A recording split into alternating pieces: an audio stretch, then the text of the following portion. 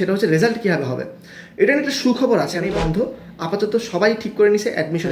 আসসালামু আলাইকুম। তোমরা অনেকে এখন অনেক কনফিউশনে ভুগতেছো, পরীক্ষা পরবর্তী এই সময়টায় কোনো প্রপার নিউজ আসলে তোমরা পাচ্ছ না। তো আজকের এই ভিডিওটায় আমি গুরুত্বপূর্ণ 4টি প্রশ্নের উত্তর দিব এবং সাথে বন্যা নিয়ে কিছু কথাবার্তা বলবো। আগে আমরা বলি প্রশ্নগুলো কী কী।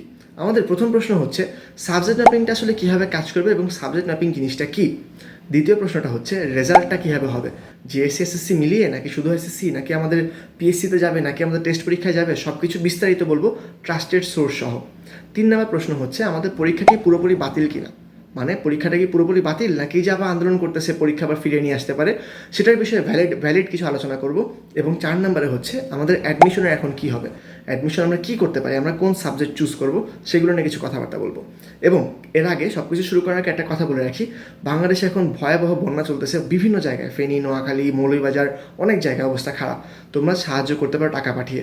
কীভাবে করবা সেটা আমি ভিডিও লাস্টের দিকে আবার বলবো। তবে তোমরা তো আসলে অনেক ডোনেশন সাইট জানো, তোমরা যে কোনো ডোনেশন সাইটে সেন্ড করতে পারো মানি। আমি পরবর্তীতে তোমাদেরকে বিস্তারিত পরে বলতেছি। তো আমরা আমাদের ভিডিওর প্রথম প্রশ্নে যাই। প্রথম প্রশ্ন হচ্ছে সাবজেক্ট ম্যাপিং কী এবং সাবজেক্ট ম্যাপিংটা আসলে এইবার কীভাবে হবে।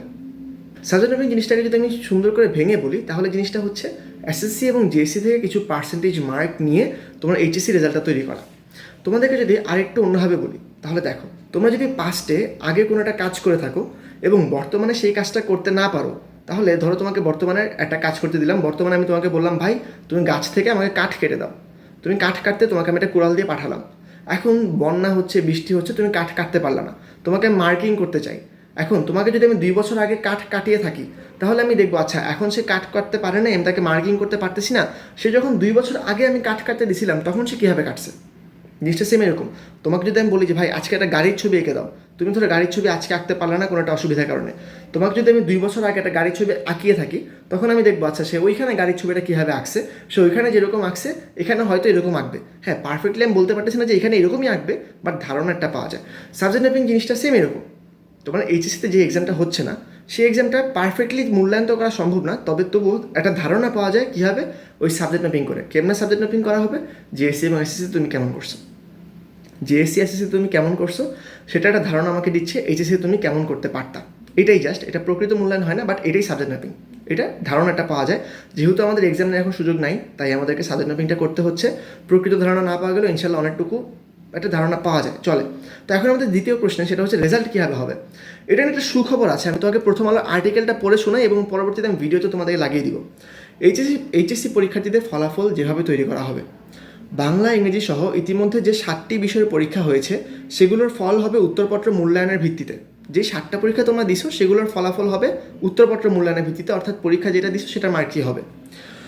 আর যে বিষয়গুলোর পরীক্ষা হচ্ছে না সেগুলোর ফল প্রকাশের ক্ষেত্রে ওইসব শিক্ষার্থীর এসএসসি ও জেএসসি বা সমমানের সংশ্লিষ্ট বিষয় বা ভিন্ন উপায়ে ফল প্রকাশের জন্য নির্ধারিত বিষয়ের ফল বিবেচনা করা হবে।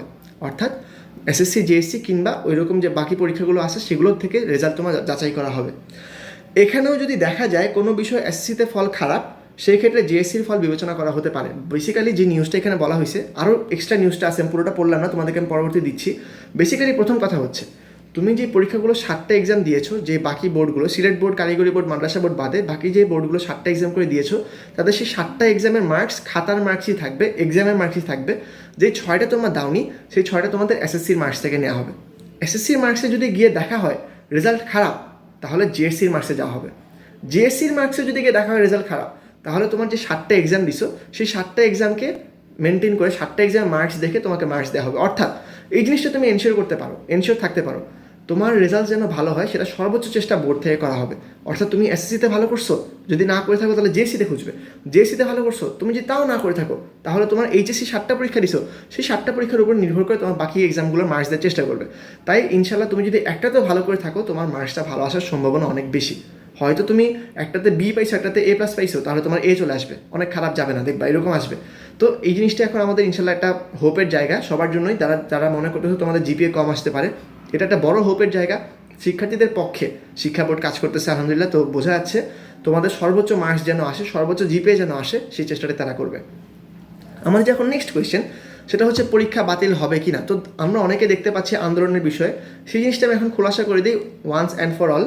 পরীক্ষা বাতিল আর হচ্ছে না, পরীক্ষা বাতিল থাকতেছে, পরীক্ষা বাতিল হওয়ার সিদ্ধান্তটা বাতিল হচ্ছে না, এটা একদম শেষ কথা, এখানেই শেষ। নটরডেম থেকে যে কথাগুলো বলা হয়েছিল সেগুলো আপাতত তারা তুলে নিয়েছে বলে দেখলাম, মানে জিনিসটা নিয়ে আর কিছু বাড়তেছে না, এটা এখানেই বন্ধ। আপাতত সবাই ঠিক করে নিছে অ্যাডমিশনে সব কিছু হবে। ইভেন আমি লাইভে নটরডেমের একজন স্টুডেন্ট লিখছে, আমি তার কথা বিশ্বাস করেই বলছি এখানে যে নটরডেম থেকেও বলা হচ্ছে নাকি যে তারা অ্যাডমিশনে আসল খেলা দেখাবে, মানে সবাই অ্যাডমিশনে আসল খেলা করতে চায়, যুদ্ধ করতে চায়। অ্যাডমিশনটাই সবার সামনে এখন, একাডেমিক যে পড়াটা ছিল এইচএসসি 24 যে এক্সামটা ছিল সেটা তারা কেউ এখন আর ভাবতেছে না। তো পরীক্ষা বাতিল মানে পরীক্ষা বাতিল হয়ে গেছে, তোমরা এখন অ্যাডমিশনে টার্গেট খুঁজো। এখন আমাদের কথা হচ্ছে যে আমরা অ্যাডমিশনে কোন জিনিসটা নিব সেটার জন্য ডিটেলড ভিডিও একটা অবশ্যই দাবি করে। তবে আমি একটা জিনিস বলে রাখি, তোমার কোন জিনিসটা শুনলে অনেক ইন্টারেস্ট বেশি পাওয়া যায়, ইঞ্জিনিয়ারিং, মেডিকেল নাকি ভার্সিটি? ভার্সিটিতে ইঞ্জিনিয়ারিং কী কী সাবজেক্ট আছে, সিএসসি, ট্রিপলি, এরকম সাবজেক্টগুলোই তো আছে। তুমি তো বুঝতে পারতেছো তুমি কী কী পাও, সিভিল ইঞ্জিনিয়ারিং করবা, কম্পিউটার সায়েন্স হবা নাকি ইলেকট্রিক্যাল ইঞ্জিনিয়ার হবা, তোমার কি এসব ইন্টারেস্ট আছে? থাকলে ইঞ্জিনিয়ারিংয়ের দিকে ট্রাই করো। তোমার যদি ম্যাথসে মার্কটাও ভালো থাকে, ম্যাথ ভালো পারো এবং ওইখানে ইন্টারেস্ট থাকে, ইঞ্জিনিয়ারিংয়ে ট্রাই করো। তোমার যদি মেডিকেল, বায়োলজি ভালো লাগে, কেমিস্ট্রিগুলো ভালো লাগে এবং তোমার যদি মনে হয় আমি মানুষের সেবা করতে চাই ডাক্তার হয়ে, তুমি ইঞ্জিনিয়ার হয়ে সেবা করতে চাইলে ইঞ্জিনিয়ারিং পড়বা। তুমি যদি মনে করো ডাক্তার হয়ে সেবা করতে চাও, তুমি ডাক্তারি পড়বা, মেডিকেলে পড়বা। তোমার টার্গেটটা তোমাকে বুঝতে হবে। ভার্সিটিতে কী কী আছে? ভার্সিটিতে আসলে অসংখ্য সাবজেক্ট আছে। ইঞ্জিনিয়ারিং তো আসেই, সাথে তোমার বায়োলজি আছে। তুমি বায়োলজিতে ডাক্তার না হতে পারলেও তুমি রিসার্চ করতে পারবা, ওষুধ বানাতে পারবা। দেন তোমার খ ইউনিট আছে, গ ইউনিট আছে, তোমার আইবিএ আছে, অনেক ভালো ভালো জায়গা আছে। খতে তুমি লয়ার হতে পারবা, অ্যাডভোকেট হতে পারবা, সাংবাদিক হতে পারবা, গতে তুমি বিজনেসম্যান হতে পারবা আইবিএ থেকে। তো কোনো অপশনের শেষ নাই। গুচ্ছতে অনেক সাবজেক্ট আছে, সিট আছে, কৃষি বিশ্ববিদ্যালয়ে অনেক সিট আছে, সেখান থেকে বিসিএস দিয়ে অনেক বড় অফিসার হওয়া যায়। তোমার অপশনের কোনো শেষ নাই। তোমাকে বুঝতে হবে তুমি কোন ট্র্যাকটা সবচেয়ে বেশি এনজয় করবা, সেটা তোমাকে বুঝতে হবে। তো এটা তোমার উপর ছাড়লাম এবং আমি ডিটেলসে ইনশাল্লাহ ভিডিও দিচ্ছি। মেডিকেল নিয়ে একটা ভিডিও দিচ্ছি, রিকোয়ারমেন্টস কী কী থাকবে, কী কী মার্ক লাগে, সাবজেক্ট কী কী আসে। ইনশাল্লাহ আস্তে আস্তে ভার্সিটি এবং ইঞ্জিনিয়ারিং নিয়ে আমি ভিডিওগুলো দিয়ে দিব। আমাদের এখন লাস্ট যে টপিকটা আমি বলতে চাচ্ছিলাম সেটা আগে বলে ফেলি। আচ্ছা, এর আগে টেলিগ্রামের গ্রুপটাকে বলি। তো আমাদের মেডিকেল অ্যাডমিশন, ইঞ্জিনিয়ারিং অ্যাডমিশন এবং ভার্সিটি অ্যাডমিশনের জন্য আমরা পৃথক করে টেলিগ্রাম গ্রুপ খুলেছি। টেলিগ্রাম গ্রুপে আমরা সবাই গ্রুপে জয়েন হওয়ার চেষ্টা করতেছি। মেডিকেল গ্রুপে প্রায় 110 জনের মতো জয়েন হয়েছে। ইঞ্জিনিয়ারিং গ্রুপে দেখলাম মনে হয় 40 জনের মতো জয়েন করছে এবং ভার্সিটি গ্রুপে 25 জনের মতো জয়েন হয়েছে। এখনও প্রপারলি আমরা রিচ করতে পারিনি, আমরা ভিডিওতে সবাইকে প্রপারলি এখনও বলতে পারিনি। আস্তে আস্তে আমি বলতেছি। তো আস্তে আস্তে আমরা যদি সবাই জয়েন হয়ে যাই, দেন আমরা টার্গেট করে পড়বো, একসাথে পড়বো ইনশাল্লাহ। সবাই আমাদের নোট শেয়ার করবো, ইম্পর্টেন্ট ইনফো শেয়ার করবো। অলরেডি আমাদের medical group, varsity group, engineering গ্রুপে অনেকগুলো তথ্য শেয়ার হচ্ছে, অনেক প্ল্যানিং হচ্ছে। আমরা আস্তে আস্তে সবাই একসাথে কাজ করার চেষ্টা করতেছি ইনশাল্লাহ। তোমরাও চাইলে জয়েন করতে পারবে, আমি তোমাদের কমেন্ট বক্সে লিঙ্ক দিয়ে দিব, টেলিগ্রাম লিঙ্কটা। এখন আমাদের লাস্ট যে কথাটা সেটাই আসি। আমাদের সিলেট না শুধু, পুরো বাংলাদেশে বিভিন্ন জায়গায়, ফেনীতে, নোয়াখালীতে, সিলেটে, মৌলভীবাজারে বন্যা ভয়াবহ আকার ধারণ করছে। অনেক জায়গায় দেখলাম 2 তলা সমান পানি উঠে গেছে, অনেক ঘরবাড়ি ডুবে গেছে। এখন এই পরিস্থিতিতে আমরা as a Bangladeshi, as a আমাদের দেশের নাগরিক, যদি অন্য দেশে হতো তাও আমাদের হেল্প করার একটা ইচ্ছা থাকা প্রয়োজন ছিল। এবং এখন আমাদের নিজেদের দেশ, আমাদের ভাই বোন এরকম কষ্ট করতেছে। তুমি যদি বন্যার চিত্রগুলো আসলে দেখো, আমি তো অনলাইনে দেখতেছি এবং আমি আসলে কিছু সোশ্যাল গ্রুপের সাথে কানেক্টেড আছি, তো ইয়ুথ এনরিচমেন্ট গ্রুপের সাথে কানেক্টেড আছি, সোশ্যাল ওয়ার্কের গ্রুপের সাথে কানেক্টেড আছি। সেখানে আমি ভিডিওগুলো দেখতেছি, আসলে খুব ভয়ানক অবস্থা। আসলে চিন্তা করতে পারবো না। ইভেন লাস্ট পর্যন্ত ভেসে উঠতেছে ইয়েতে। আসলে এই জিনিসগুলো আসলে বলা যায় না ইউটিউবে, তবু বলতেছি আসলে পুরো অবস্থা খুবই খারাপ। তো এখন আমাদের এটা একটা খুবই অত্যন্ত করণীয় যেন আমরা অ্যাটলিস্ট অর্থ দিয়ে সাহায্য করতে পারি। বিকাশ নাম্বারে গেলে যারা তোমাদের গ্রুপ আছে তোমরা তাদেরকে দিতে পারো। অনেক গ্রুপ থাকতে পারে, স্বেচ্ছাসেবী সংগঠন, তারা করতে পারে কাজ। আমি তোমাদের অফিসিয়াল একটা গ্রুপ দিয়ে দিই, সেটা হচ্ছে দেখো, বিকাশে গেলে তোমরা অনেকগুলো ডোনেশন সাইট পাবা, সেখান থেকে একটা ডোনেশন সাইট চুজ করতে পারো। সেখানে আমার জন্য তুমি যদি সাজেশন করতে বলো তাহলে তুমি আসুন্না ফাউন্ডেশন দিতে পারো। আসুন্না ফাউন্ডেশন তো একটা ট্রাস্টেড অর্গানাইজেশন, সেখানে সবাই ডোনেশন করে। তুমি চাইলে আসুন্না ফাউন্ডেশনে ডোনেশন করতে পারো। সেখান থেকে আমি তোমাদের আসুন্না ফাউন্ডেশনের লিঙ্কটা দিয়ে দিব নিচে, তোমরা সেখানে ডোনেশন করো। সেখানে দেশের বিদেশের নানান মানুষ লাখ কোটি টাকা আসলে পাঠায়। সেটাতে আসলে প্রকৃত কাজগুলো হচ্ছে। সেটা ট্রাস্টেড ওয়েবসাইট। তোমার যদি আরও কোনো ট্রাস্টেড ওয়েবসাইট থাকে তোমরা সেখানে টাকা পাঠাতে পারো। বাট প্লিজ এখন আমাদের সবাইকে এগিয়ে আসতে হবে। বিভিন্ন ধরনের পোস্ট তোমরা দিতে পারো। আমি ইউটিউব কমিউনিটিতে অনেক পোস্ট দিছি ফোন নাম্বার নিয়ে। তো বন্যা নিয়ে আসলে আমাদের অ্যাটলিস্ট আওয়াজ তোলা দরকার, আমাদের সব জায়গায় সাহায্যের জন্য আহ্বান করা দরকার। কিছু টাকা পারলে অবশ্যই 10 টাকা 20 টাকা, মনে হয় একবার 10 টাকা করে যদি আমাদের 1000 জন্য দেয় 10,000 টাকা হয়। 10 টাকা করে যদি 1 লাখও দেয় আমাদের 10 লাখ হয়। 10 টাকা করে যদি 1 কোটি জন দেয় আমাদের 10 কোটি টাকা হয়। এবং 1 কোটি না, আমাদের বাংলাদেশে প্রায় 20 কোটির মতো মানুষ আছে। তো আমাদের কিন্তু টাকা উঠানোটা এত অসম্ভব কিছু না। 10 টাকা, অনেকে 1000 টাকা, অনেকে 1 লাখ টাকা দিতে পারবে। তুমি যতটুকু পারো ততটুকু করে সাহায্য করো।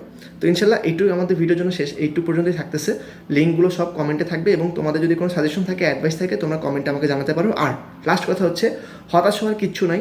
যেরকম মার্কিং হচ্ছে ইনশাল্লাহ অবশ্যই আমাদের জন্য বেটার হবে। এবং ভার্সিটিতে ন্যূনতম জিপিএ 3.5 হলেই চলে, মেডিকেলে তোমার 4 হলেই চলে। তো অ্যাডমিশনে পরীক্ষা দেওয়ার জন্য এত হাই জিপিএ তোমার লাগতেছে না, বুয়েট একটু লাগে, তবে আশা করতেছি সার্কুলারটা এবারে একটু চেঞ্জ আসবে, সহনশীল হবে ইনশাল্লাহ।